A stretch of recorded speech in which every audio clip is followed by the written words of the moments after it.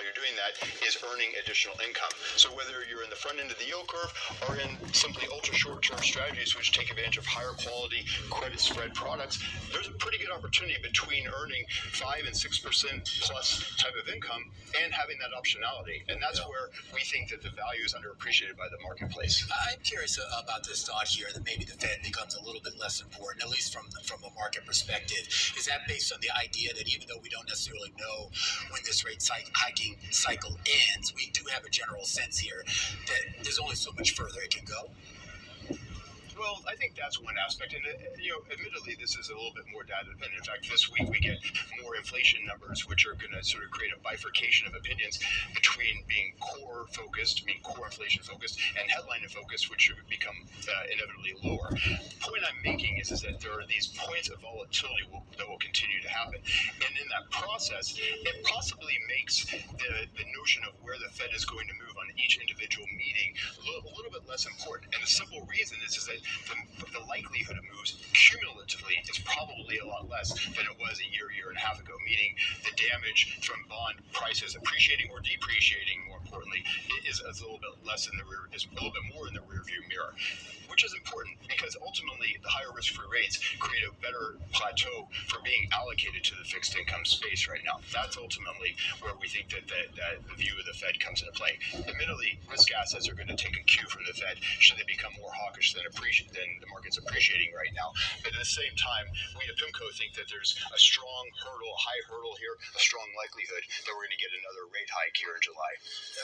What about the whole conversation that we had, I don't know, a few weeks ago about Treasury issuance coming on the back of that debt ceiling deal? Is that going to have any meaningful impact on what we see in the fixed income space? It is. I think there's two implications for that, and it's very important, although it is in the weeds, admittedly, for most practitioners and investors within the marketplace. The back of the debt ceiling does mean that there's an increase in T-bill issuance, but it also means that there's going to be a bit of a reshuffling of who holds T-bills, who has excess cash in the market, and ultimately the vast amount of money and excess liquidity within the market is going to go away for two reasons. One, the Treasury, the U.S. Treasury, that is going to replenish their general account, as we well stated on Bloomberg. But at the same time, we're going to be focusing on the increased need from banks, specifically regional banks, to need funding to finance their portfolios. And so there's going to be a competitive effect, perhaps even a crowding out effect between risk-free rates, excess liquidity, and who ultimately needs it.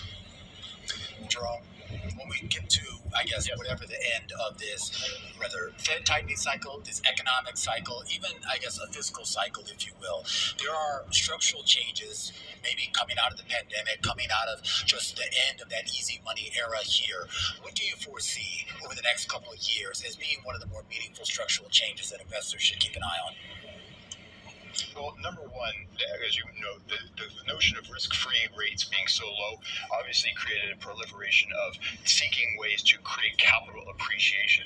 The most difficult one to manage your ground is a world where risk-free rates are higher, recalibrating to the outer circles of the concentric circles of risk, as we put it at PIMCO, meaning that those rates and expectation of returns have to be higher.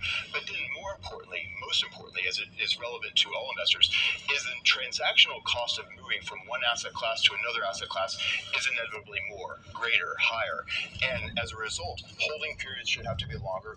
And then finally, the cost of liquidity in and of itself, both in nominal sense and relative sense, is something that investors should keep in mind, which means having a little bit extra cash put actively into their portfolios is something that actually helps bring the expectation of returns higher in their portfolios, while at the same time providing them a defensive approach to portfolio management given the uncertainty of risk right now. So there's a good variety of thinking about the transactional landscape, but more importantly, the structural changes that are going to happen over the past year, the next 3 years, the next 5 years are noteworthy that need to change the psychology of how investors think about balancing portfolios across different risk allocations.